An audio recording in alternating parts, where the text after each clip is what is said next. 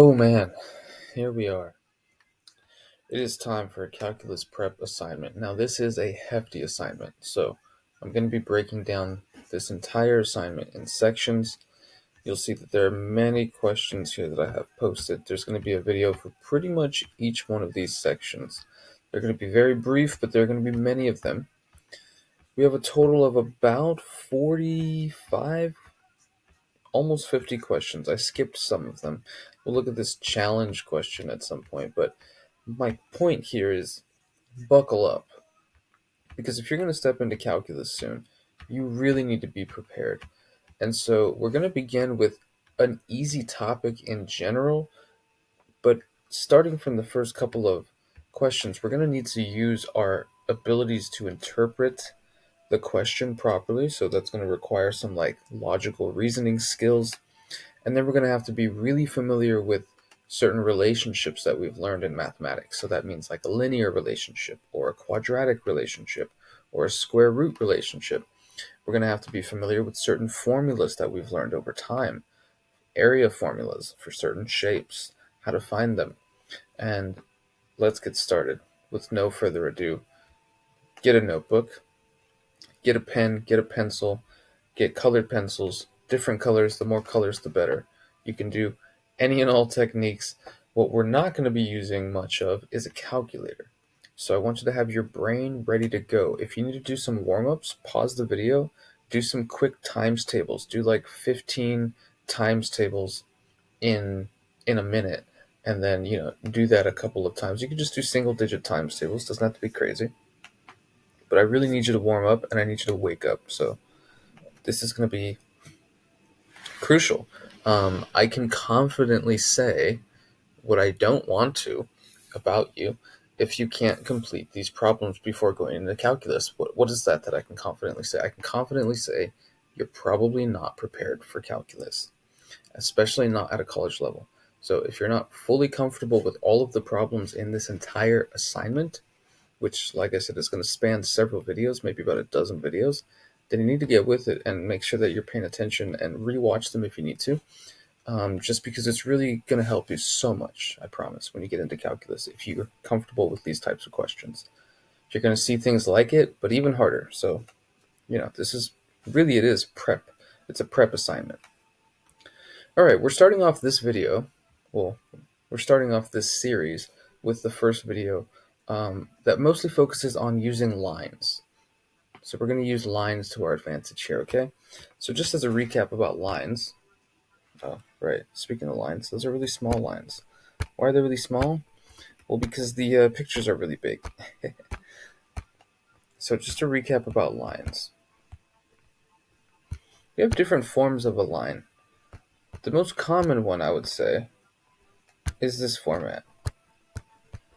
Y equals mx plus b. This is called the slope-intercept format. And as a reminder of what the slope formula is for a line, the slope formula can be found by doing the rise over the run. Now this should just be pure recap. You should be very familiar with this, but I'm putting symbols to the concepts that you've already learned and kind of reminding you of the exact symbols that we need to use and how carefully we need to use them. It's like learning poetry again. Okay, so the slope is the change in the y divided by the change in the x, which we sometimes call the y2 minus y1 over the x2 minus x1. That's another way to represent it. All right, so let's just keep that in mind. Let's read the first question. Given line segment AB with point A at 6, 8, that gives us an x and a y. So I'm going to call this x1. I'm going to call this y1. And point B is -2, -4. So I'm going to call that x2 and y2. Probably going to have to use a line somehow. Find the equation of the perpendicular bisector. That is some fancy language there, isn't it? The perpendicular bisector. First of all, the equation of something. What is that thing? It's a perpendicular bisector. What does that mean? Do you know what that means? Take a guess. Perpendicular. What does perpendicular mean? Perpendicular means that it forms a right angle, a 90-degree angle. And bisector means it cuts in half.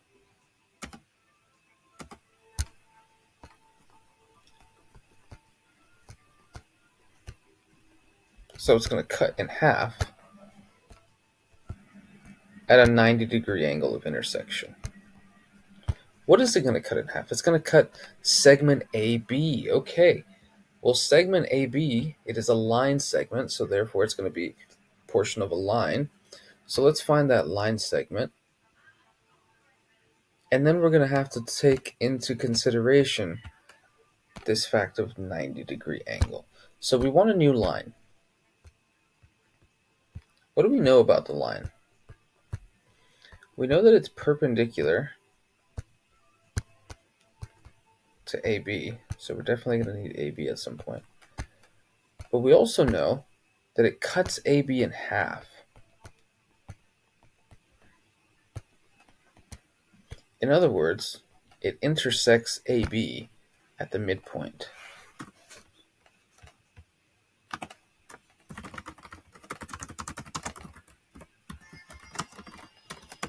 Of AB.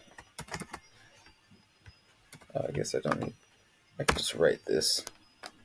I'll put a line segment over it. Okay, so we need two things here, you guys. We need to find what's the slope of AB, because we need to find the equation of a line which is perpendicular. And you might remember, or not, maybe I'm reminding you. If so, write this down. Perpendicular means that it has the opposite reciprocal slope. And I'll kind of show you what that looks like on a graph. I'm going to sketch the points that they gave us on a grid. So from 6 to 8. That's pretty much how far I need to go on my X and Y grid. So we'll have like 1, 2, 3, 5, 6, 2, 4, 5, 8. Okay, that's kind of high up there. That's all right. There's our point 6, 8. Now let's see, -2, -4. Oh boy, they're making me go all the way in the negative space now. You know, actually, I shouldn't complain like that. I've learned to really just accept the numbers as they come. And you should accept that too. Because the numbers are not going to get any nicer, and they're going to give you tough problems, because that's where learning happens. I've trained myself to have the diligence to write this stuff out and have a lot of patience with what I'm doing. And if I make a mistake, you know, it's important to catch it. I'm thankful. I'm not prideful or jealous when I make mistakes. Everyone makes mistakes. And so I just want to encourage you to be diligent and really focus on what's going on here. The more you can focus, the better you're going to be off in calculus, that's for sure. Okay, so let's connect the AB. Here's A, here's B. And it's just a good idea to get like a sketch of what's going on here. I tell my calculus students, enjoy drawing graphs while you can, bro. Because if you go on to study math in some like higher level, college level courses, there's going to be a point in time where you can't use a graph to represent what you're doing. So take advantage of the fact that you're working in 2 dimensions right now. Very simple. Okay, so there's the line from A to B. What would the perpendicular bisector look like? It would look something like this, because it meets at a 90-degree angle, and that's like probably somewhere kind of near the midpoint. I don't know exactly it does look pretty spot on, but I don't know exactly what the midpoint is. I'll show you how to find the midpoint in just a moment. But you get the idea, right? So the equation of the line that we're looking for is going to cross through AB, and it's going to do such at a 90-degree angle. So the slope of this line will be the opposite reciprocal slope of the line AB, or I should say the line segment from A to B. Okay, so we have our work to do. We have our clear objectives here. We need to first find the midpoint, and then we need to find the slope. And once we get that, we can start to construct the line equation that we're looking for. So let's look for the midpoint. How do we find the midpoint? Well, it's in the middle. Duh. It's called the midpoint. So how do I find the middle? Well, you're just going to take your x's, you're going to add them, and divide by 2. You're basically going to find like the average. That's how you find the average of two numbers, the middle of two numbers. You add them together, divide by 2. And then I'm going to find the middle of the y values, these 2 points. Right, so what I'm doing is I'm basically saying, okay, well, where's the middle from here to here? Where's the middle? I don't know, somewhere like that. And then the middle from the y values from here to here is something like that. I don't know. So that would roughly be the midpoint. See what I'm doing there? We're actually going to calculate it though, so it doesn't just look like lines drawn, especially because my grid might not be drawn perfectly, like a piece of paper that's grid paper would be perfectly spaced out. Mine is not perfectly spaced out, so I have to do the work and make sure I'm doing everything carefully. All right, let's start with negative. I guess let's start with 6 plus negative 2, was it? Yeah, there's my x1, there's my x2. Over 2. And then what about the y values? So we're going to take 8 and negative 4 over 2. So the midpoint is going to be 4 over 2 and another 4 over 2. So the midpoint is just going to be 2 comma 2. Okay, I think that is roughly where I had this. Oh, maybe not. Doesn't look very midpointy. Let's see if I can fix this line a little bit by first drawing the midpoint and then kind of making that go through it. Yeah, that's not going to go so well.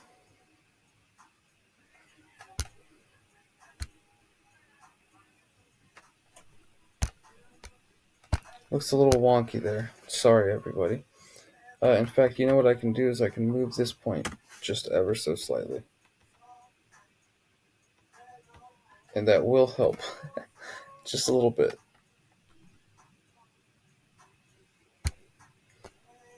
If I give this point a little more body. There we go. Now it is informally the midpoint. So now that I have the midpoint, what do I need next? I need to be able to draw the line through that midpoint. So I need to get the correct slope. Well, in order to get the right slope, I first need to find the slope of AB. How do I do that? I showed you the slope formula earlier. For lines, we're just going to do the rise over the run. So y2 minus y1 over x2 minus x1. Let's use that over here.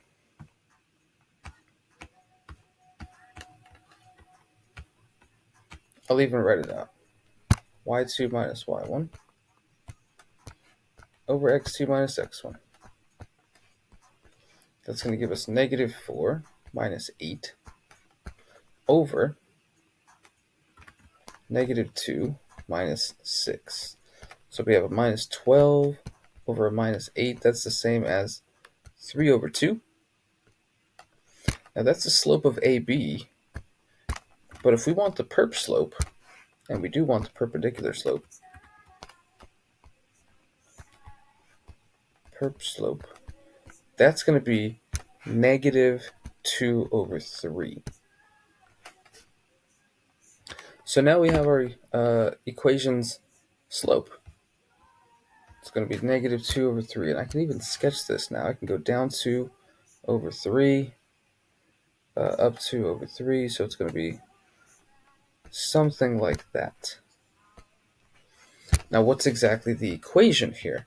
Well, let's write it in the right format. We're going to have y equals negative 2 over 3 x plus b. Wait, we still don't have the b value.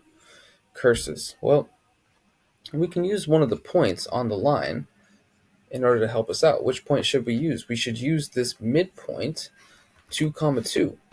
How are we going to use that? We're going to plug it in here. We're going to use the 2, 2 point, which is our x and y. So we have 2 equals negative 2/3 times 2 plus the b, and we can solve for the b now. Negative 4/3 plus b, and let's add 4/3. If you do that, you're going to get that b is equal to 10/3. And so now we have our final equation here, guys. Y is negative 2/3 x plus 10/3. That is the equation of the perpendicular bisector.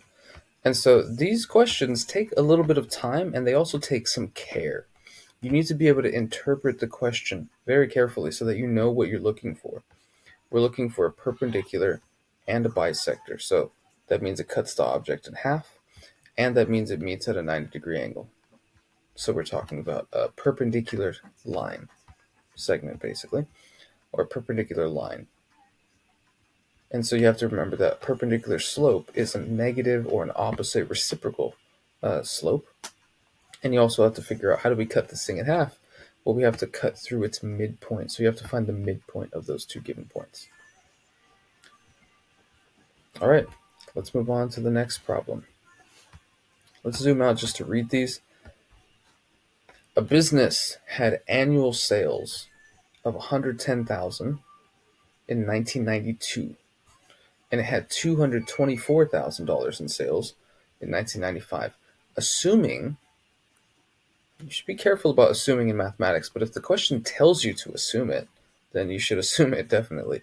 Assuming that the annual increase in sales followed a linear pattern. There's the ding, ding, ding, ding, ding part. Linear.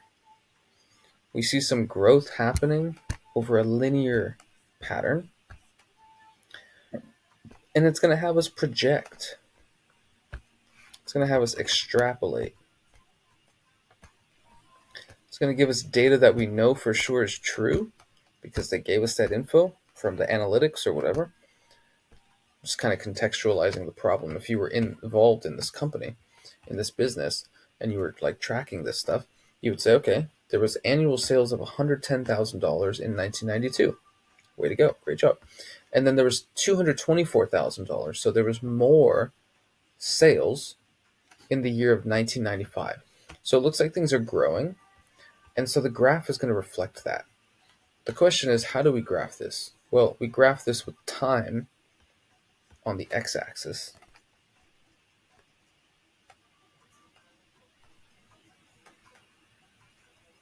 Here's time. And we have the dollars.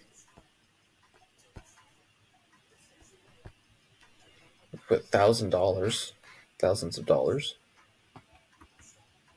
I guess we could put that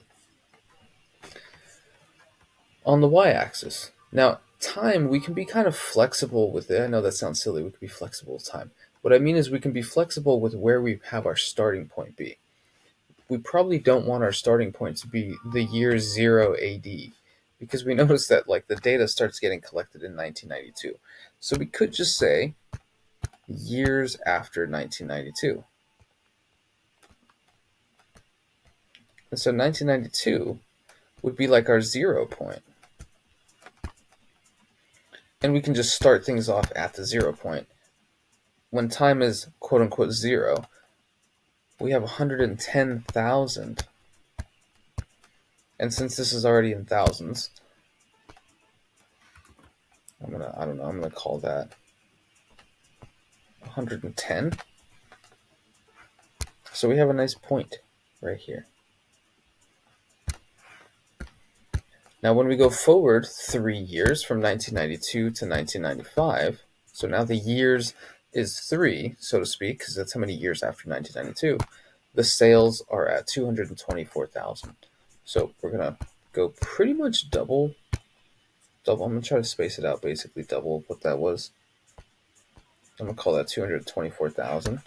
And this is going to have occurred. In fact, I should probably move some of this stuff down. I would love to believe that I gave myself enough space, but I don't think I did. Because this is projecting pretty far into the future. So we have a point at $110,000 at the sort of start of the situation in 1992. And then we're at 224,000 just 3 years later. Okay, so what they're asking from us, though, is they're asking if it follows a linear pattern. So basically, if we can like create a line for this, which we can, it's a nice line. The question is, how much sales should we be expecting in the year 2003? So we want to project this to 2003. So we have to figure out how many years after 1992 is that? That would be our time equals 11. 11 years after 1992. So on our timeline, we're going to go forward quite a bit.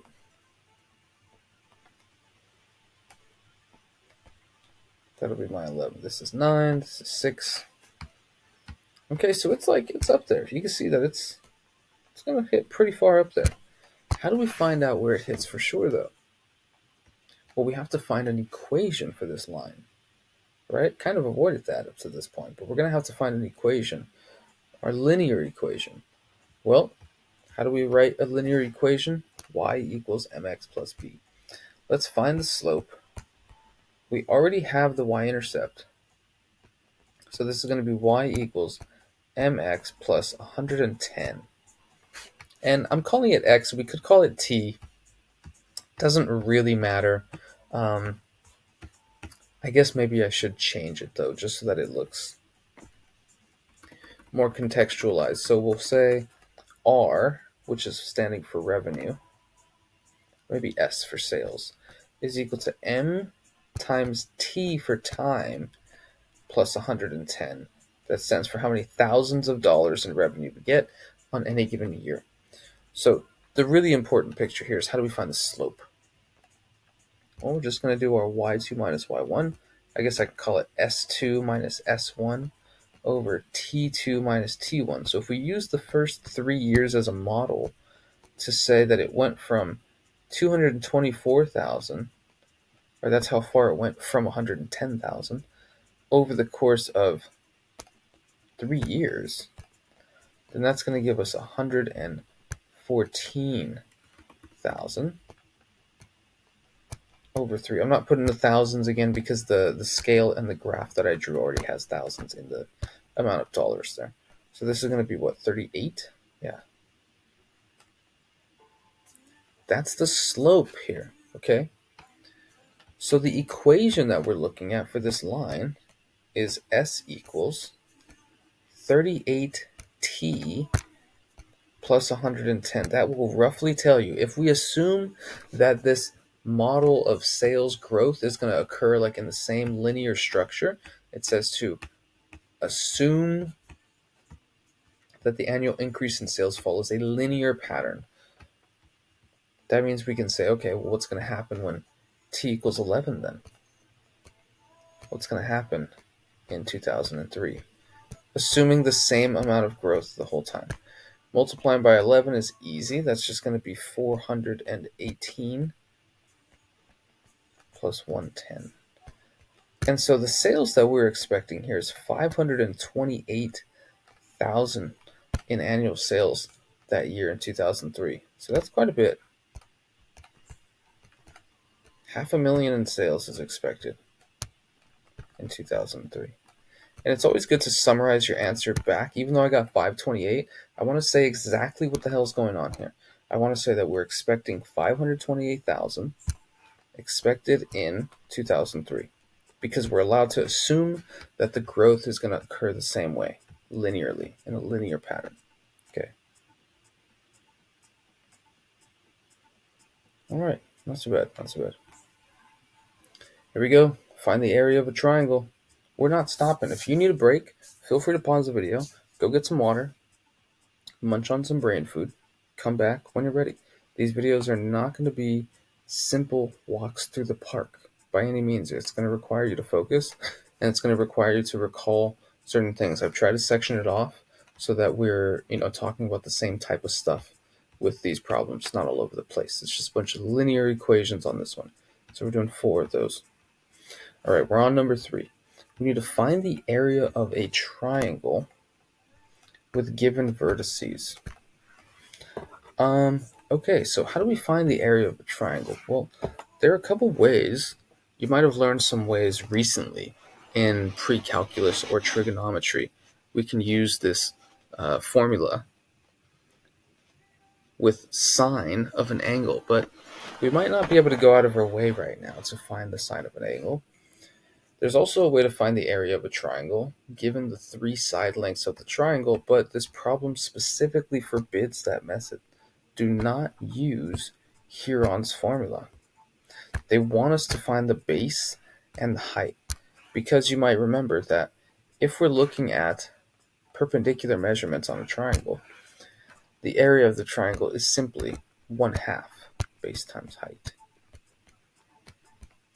The question is, what side is going to be the base, and is it going to be a right triangle? Might not be a right triangle. How do we know if it's a right triangle? Well, that's a great question. I'll give you a moment to think about that. How do we know if the triangle that we're looking at is a right triangle? I mean, the problem here is that we're not even really looking at it. We're looking at the coordinates of the vertices. How do we know if that's going to be a right triangle? There's something special about right triangles that will always work every single time.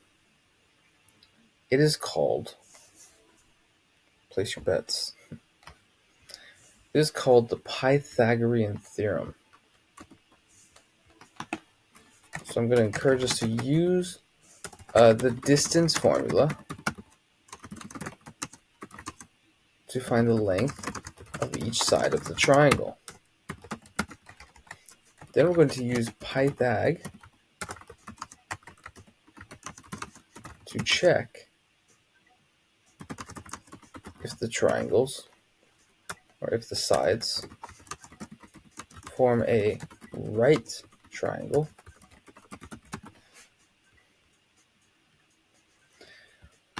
And if they do, we can really nicely pick out the base and the height. It'll just be two of the lengths of the triangle. Now, if not, then it's going to be tougher, and we're going to have to use a different method. Okay.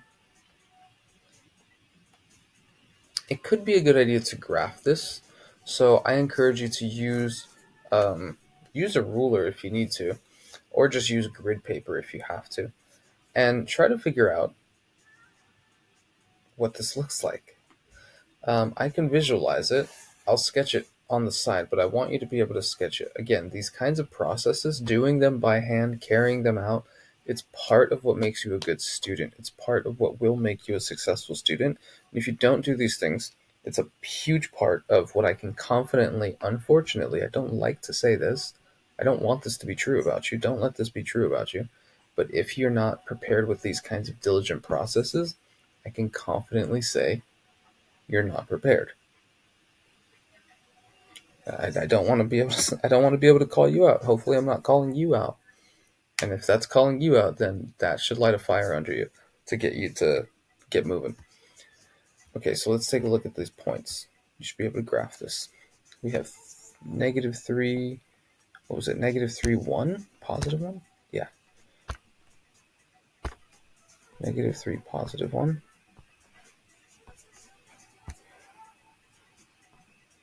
Then we have 3, -1.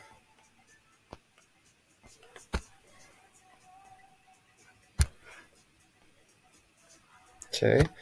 And then I believe we have a point at -5, -7. Yeah. So -5 would be like out here.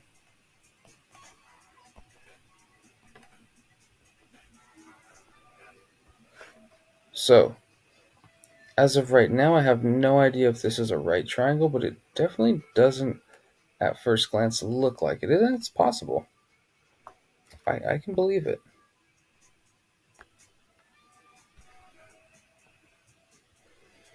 I could believe that that's a right angle. Now, I'm just going to sketch it there just to see if it looks okay, but I don't know if it's there for sure. I don't know that it's really there. So, how do I find these distances? I think I wrote that, no? Yeah. We're going to use the distance formula. to find the length of each side of the triangle. So what's the distance formula? Well, the distance formula, ironically, is pretty much just the Pythagorean theorem. Check it out.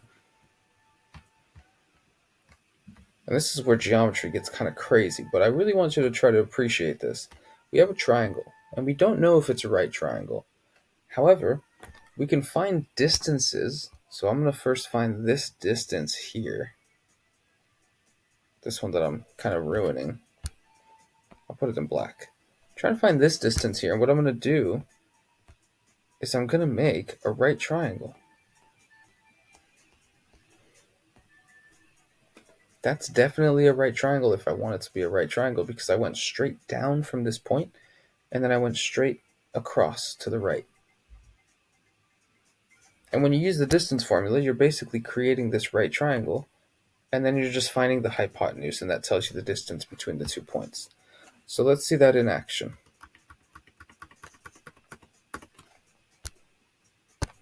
Here's the equation that you're going to use, since I know you probably want an equation. It's going to be the square root of x minus x squared plus y minus y squared. That's how you find the distance between 2 points. So I can label these -3, 1. And even though it's a little lower than it should be, we'll call that 3, -1. So the distance between them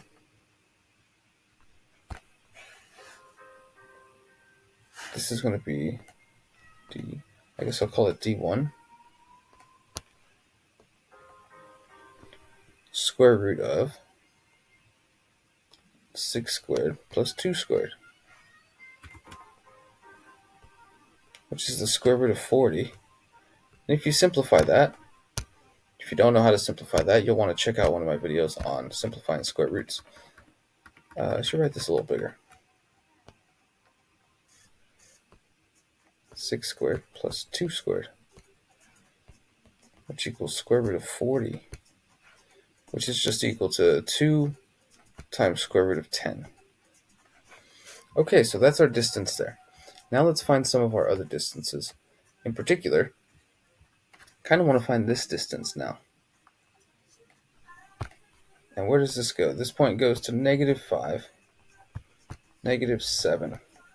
So if I want to find that distance, I might call it d2. Go ahead and carefully use that formula. I'm going to skip through things here kind of quickly. If you can't keep up, you can either slow down the pace of the video, I think, or you can just pause it, give yourself some time, and keep working at it. So this is going to be 2 squared plus 8 squared, I believe. Is that right? Yeah, that's what that looks like. Which is going to be the square root of 68. And that's going to give us 2 times the square root of 17. Okay, it's very possible that this is not going to be a right triangle, but we'll have to see. Moment of truth.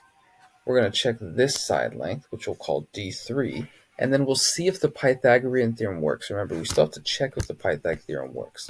First, we're just using the distance formula to find the length of these sides, but then we'll use the Pythag theorem to check if the sides form a right triangle. And if not, we'll have to come up with some more tedious methods for finding the base and the height.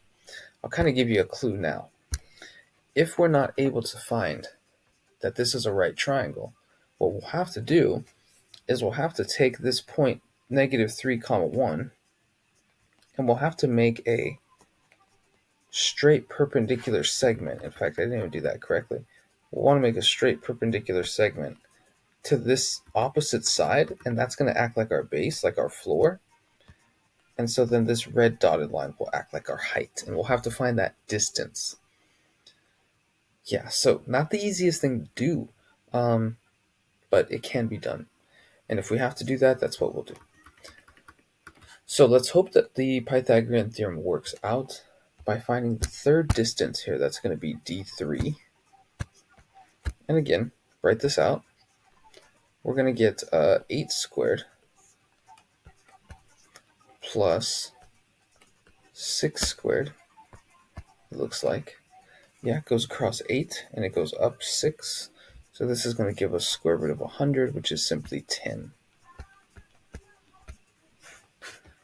Now, I don't think those two things are going to add up to be equal. In fact, I know they're not. So d1 squared plus d2 squared, what is that going to be equal to? That's going to be equal to 40 plus 68, which equals 108, which does not equal 100. The 100, though, is what d3 squared is equal to. So this is not a right triangle, unfortunately. I would love for it to be a right triangle, but it's not. So what are we going to do then, guys? Well, we might as well take advantage of this nice side being a length of 10. I like that. But then what we're going to have to do is we're going to have to find what the height is. So we need to find what that distance is. How do we find what that distance is? Notice, what did I just draw, dude? I just drew a perpendicular line. So if I can take this line segment right here where the 10 is at, that's my base. If I can take that line segment and find its perpendicular slope, I can aim it right at the point -3, 1. Notice there's lots of perpendicular spots. I could do perpendicular here. That will not give me the height. I can do perpendicular here. That will not give me the height. I want to go to the top, the tippity top. So one way to think about it is sort of coming down, in a sense, from this point and meeting it right at this perpendicular spot. And then I can find the distance between these 2 points, and that will give me my height. How am I going to find a perpendicular? Well, kind of just did that in the last problem, didn't we?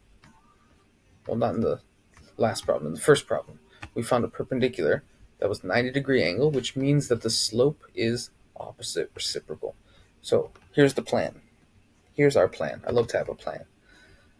Our plan is to find the slope of this base, which goes from -5, -7 to 3, -1.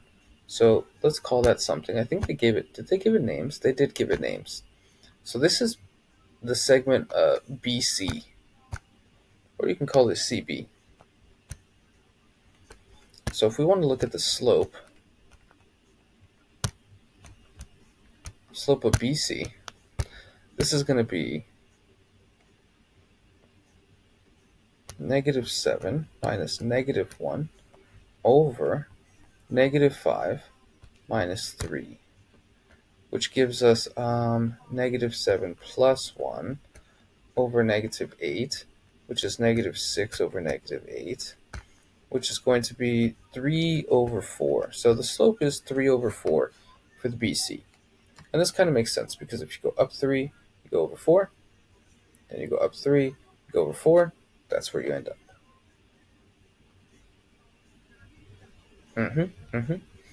Now, what we want to do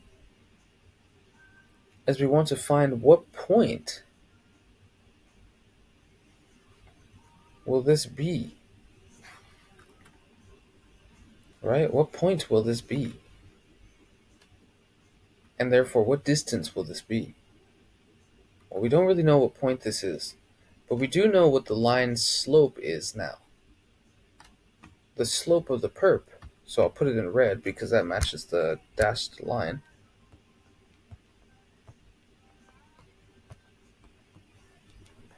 The slope of the perp of BC, this is going to be equal to -4 over 3. And now I want it to go through this line.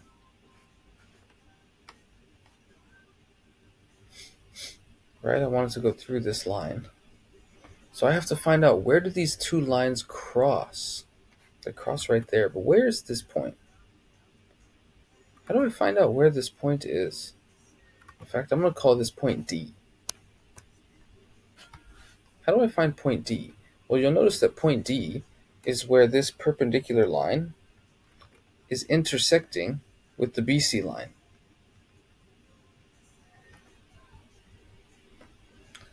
So therefore, if I can get the equation of the BC line, I can make it equal to the equation of the perpendicular line, right? Okay, so let's get the equation of this perpendicular line using the same method that we used in the first problem, which is to plug in the point. We're going to use the point -3, 1 as the x and the y. So here we go. 1 equals -4/3 times -3 plus b. So we have 1 equals, the 3's cancel, but the negative still is multiplied. So this will be 4 plus b. And so therefore we're going to get that b simply equals to -3. And now we have an equation, you guys, for this perpendicular line. So we're going to say perp to BC.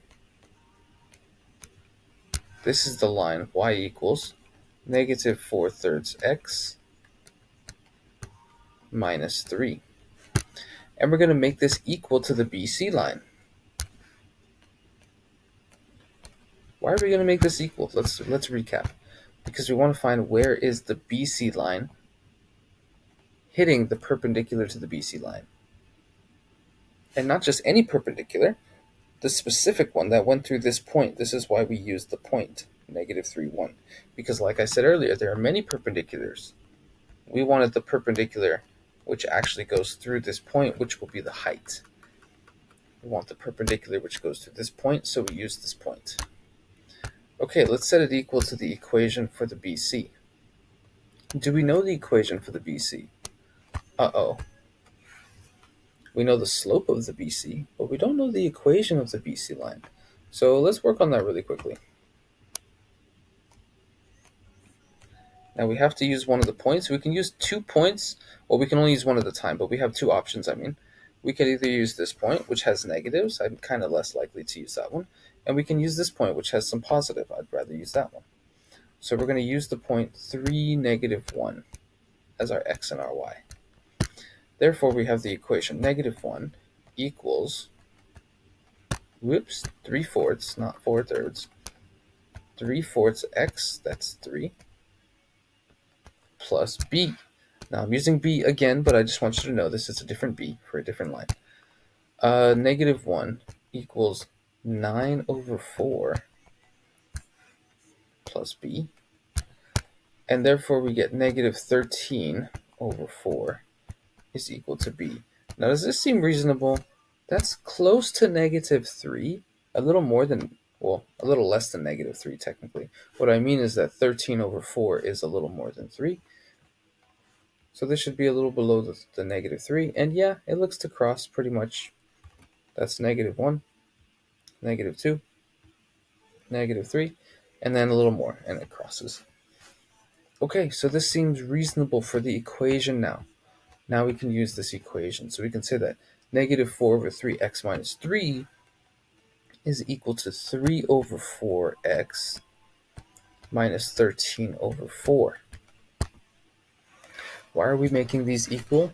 Again, because on the graph, they intersect at some point. We need to find this point. Then we can find the distance to the -3, 1, and that will be the height. Then we can finally use the area formula that we've been waiting so patiently to use. All right, so stick with it. Don't give up. Let's solve. This might look like a total pain to work with, but it's not so bad. If we were to multiply both sides by 12, you'll see that this is actually simplifying pretty easily. So if I multiply both sides by 12, this whole thing multiplied by 12, and this whole thing multiplied by 12, what happens? If I multiply the 12, I will get -16x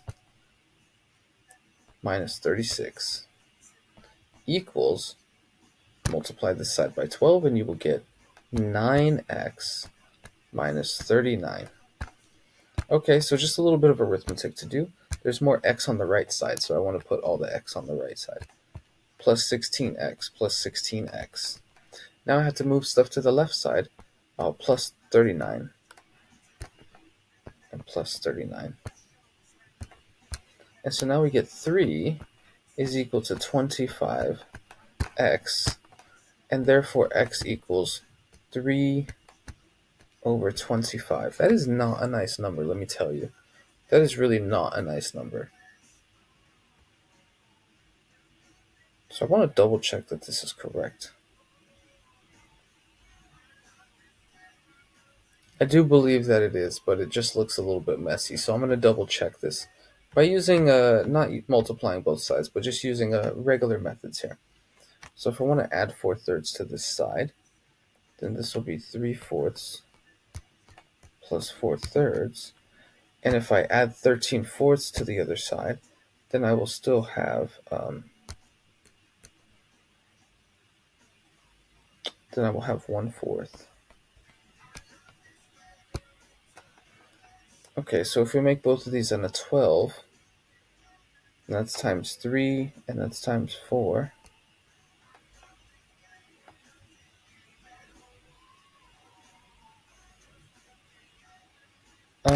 Does that mean that I could have simplified this? No way. I have a feeling I've approached something here wrong.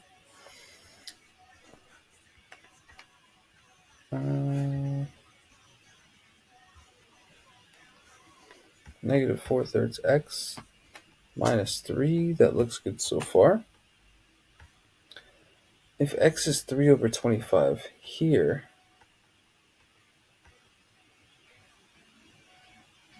it's possible that I just did some multiplying wrong. But I don't think I did. Let's see. So we have 9 plus 12. Got it. Over 12. So that's 21 over 12. In other words, 7 over 4. Super weird. There's got to be something that's going wrong here.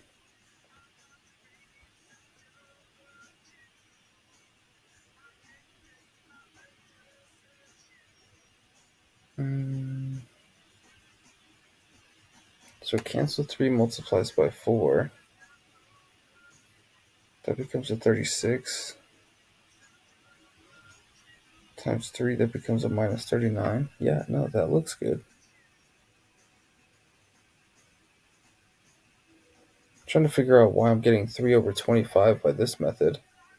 But I don't think I'm getting that by using this other method.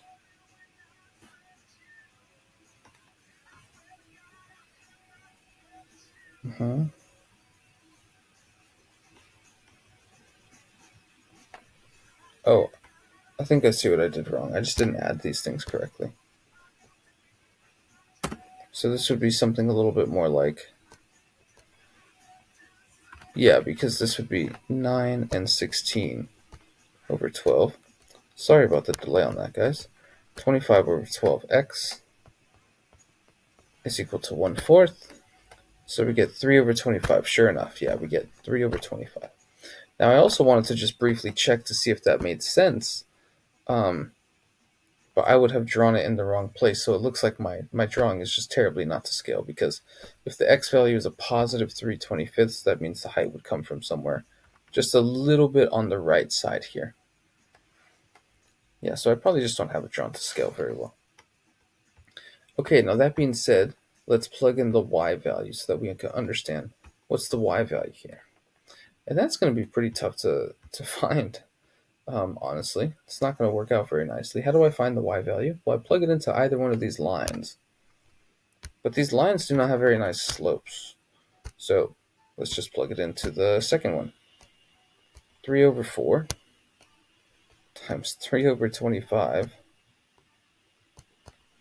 minus 13 over 4, which I might as well multiply by 25 over 25 so that I have the same denominator. And this is going to give me 9 over 100 minus 325 over 100. So it's going to be negative 316 over 100, which I guess we might as well just call negative 3.16. I mean, that's It's going to be kind of the cleanest way to do it. Let's again see if that matches with the function. It probably does. I can see this being negative 3.16. Another thing that confirms with something we found earlier was that the y-intercept of this was negative 3.25, negative 3 1/4, or negative 13 fourths. Where's that? Here it is. That's negative 3.25. And it makes sense that if it's going upwards slightly, then if I go forward a little bit to the right, it's going to be a little higher than negative 3.25. Is that like negative 3.16? Okay, and that's not even the end of this problem. What do we need to use this for? We need to find the height. Well, the height is going to be the distance, and maybe I picked the wrong point to shoot out from. It's possible that if I picked one of these other corners to start from, to call a base, maybe it would have worked out nicer, but whatever. We had to work through it. We got through it. We're on the other side, guys. So it's downhill from here. The height is the distance from that point, negative 3, 1, to this new, really funky point, admittedly, very strange point, 3/25, or if you want to call it 0.12, 3.16. It didn't really specify on this if they wanted it to be like rounded or whatever it is, but I know we're not using calculators. We'll just do to the best of our ability. I guess for the end, you could probably use some kind of calculator and it'll be fine. But I'm going to do it without because I'm a savage. So let's go. This distance, or I guess I should just call it h, is going to equal to negative 2.88. Oh, whoops. I mean negative 3. That's going to be 3.12 squared plus 2.16 squared. So we can get to the approximate level now. If you'd like to use a calculator, go ahead and use a calculator. Not going to hate on you. I am going to try to calculate this myself, though. So let's see what we have. We have 3 to 4, which is going to give us 972. 97344. Oops. So 9.7344 plus, give me a second for this one, 2.32, so 4.64, 4.6656, I believe, which is going to be approximately the square root of 1314.34? Or is it 14.44? I like that. Very interesting. Which is basically going to give us 3.8. Now, I'm not 100% sure that I did that perfectly, but if I did, one, kind of like, props to me. Pretty proud of that. But secondly, if I did do it correctly, then there you have it. There's your height. So now we can put all of this together because we know that the base is 10. We used a really nice base of 10. And now we know that the height is approximately 3.8. And let's get to, wait a minute, that seems sketch. 3.8 is the height? All right. So that means that the area of the triangle is equal to 1/2 times 10 times 3.8, which is just 5 times 3.8, which is just going to be 19. Interesting how that worked out like that. I am going to double check this just because it doesn't hurt to double check my math while we're here, right?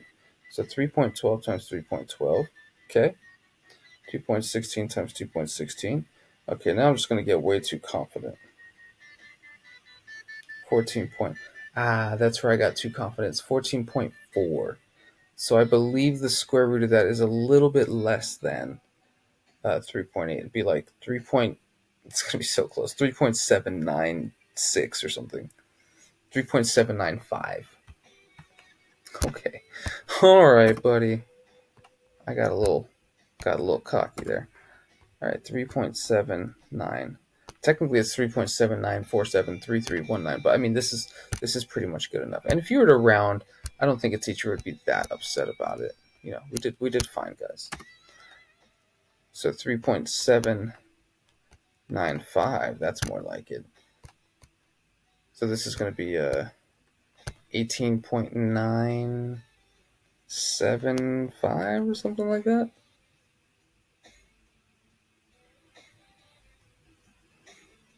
Yeah, that's where we're leaving it off.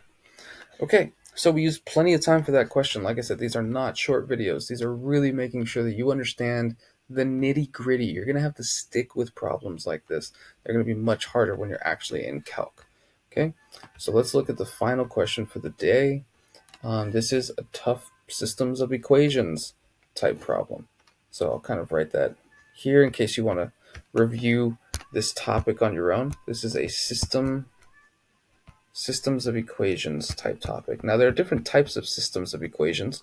This one is a system of linear equations, I believe. That's why I try to put it in the linear section. Yeah, so we have a line given by this equation, and we have another line, L2, which is given by some other equation. And it looks so insane, but I want you to see through the noise here. It says find all of the numerical values of k so that L1 is perpendicular. That's the red alert. Red alert, red alert, red alert. Perpendicular. Special word. That is the key. This whole problem hinges on us being able to find the values of k, which will ensure that, wow, that was a terrible circling. The values of k that will ensure that L1 is perpendicular to L2. So let's just write our equations down in one nice little place here. 3x plus ky. What's going on there? 3x plus ky. Why so many variables? Well, k is what we're actually looking for. 3x plus ky equals 7. Okay? Now what's this other equation? This other equation, it sounds pretty gnarly, but it's not nearly as bad as you might think. 27k x minus 16 k squared. Oh, there's a squared in it. What the heck? Just kidding. Times y equals -1. So this looks kind of funky, but you should just treat this equation pretty much the same as this other equation. They're just lines. It just has x and y. Don't get scared by the k. The k is just some number. The k might be 1. The k might be -2. We're figuring out what the k is so that these two lines are perpendicular. And what do we know about perpendicular? Perpendicular lines have opposite reciprocal slopes.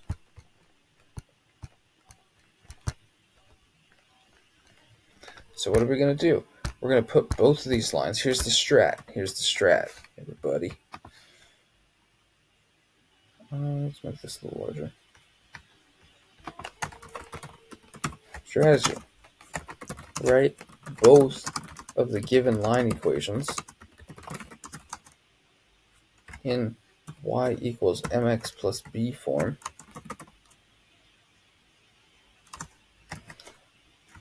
We don't even need to solve for the b. Just find the slopes and make them the negative reciprocal of each other.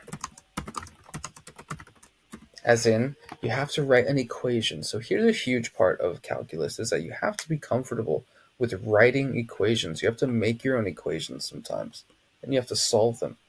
You have to set them up properly. So here we go. We're going to write both of these given linear equations in y equals mx plus b form. So let's do that carefully. Subtract 3x, subtract 3x. That's going to give us ky equals -3x plus 7. Then we're going to divide both sides by k. And we don't really care what happens with the 7. We really just want to look at this slope here. -3 over k times x plus 7. Okay, this is just some number. This is the slope. Depending on what the k is, that's going to determine what the slope value is. All right, so let's leave that there for now. We want this slope to be opposite reciprocal of this other one. So let's take u, drag u down here. And what are we going to do first? We're going to subtract 27kx on both sides. Same process we did with the other line. We just moved the x stuff over, just subtract it over. Same thing here. So now we're going to have negative 16 k squared times y equals, don't even remember what it was. Okay, negative 27kx. And then like minus 1 or something. Again, we don't really care what's happening with the minus 1. We only care about the slope, which is on the x. So we're going to divide both sides by negative 16k squared. Divide this side by negative 16k squared. And again, we don't care about what happens to the slope there. What happens to the 1. We just care about this. Negative 27k over negative 16k squared. That's all being multiplied by x minus 1 over negative 16k squared. But like, again, we don't care about that part. Just like we didn't care about this 7's technically over the k. We don't care about that part. We just care about these slopes. Maybe I should simplify this slope a little bit. So the k's cancel. That's nice. And the negatives cancel. So we just end up with 27 over 16k times x. And then this becomes plus 1 over 16k squared. Not that we care. We only care about the slope.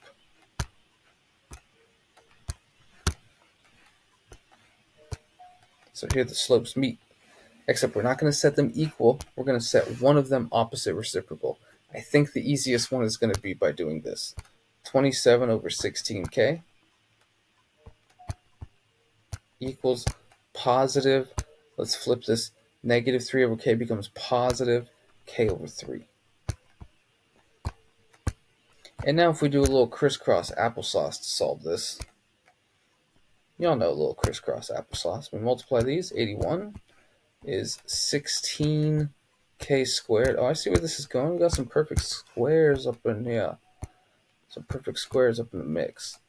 Okay, so this is going to be 81 over 16 equals k squared, which means we have to take a square root to solve. Whenever you take a square root to solve, you should always remember that you're going to need a plus or minus.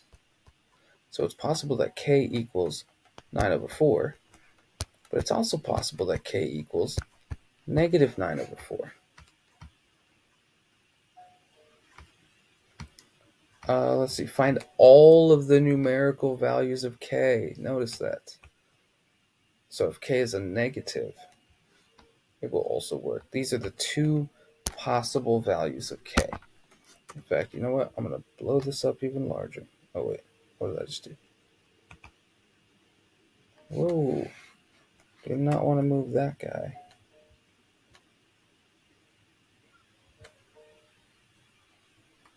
I'm going to have to move things one by one. Okay. Here's what we're going to do.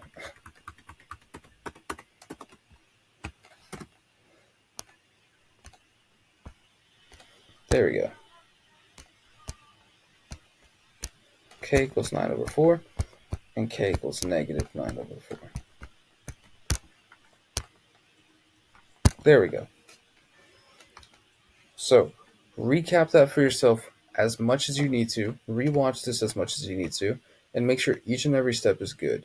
Once you can do that, then we're solid, okay? Oh, and by the way, it turns out we didn't actually need systems of equations, so I'm going to erase that. Otherwise, it's going to seem misleading. I just took a stab at it based on the first glance of the question, but we didn't end up using really a system of equations and solving it. We kind of just found we rewrote each of the equations to find the slopes, and then we did something with the slopes. We didn't quite make them equal. We made them opposite reciprocals of each other. Okay, so like I said, review this as much as you need to. You can keep watching these videos over and over again if you have to. Watch it slowly. Make sure you know what you're doing. Make sure you can recreate all of these processes. But more importantly, make sure you understand what you're looking at, because this is the kind of critical thinking that you're going to have to use in calculus all the time. And this is what makes people who are good at calculus good at calculus. Okay, so I'll catch you next time when we talk a little more in depth about some new types of equations, stuff like circles. All right, see you next time.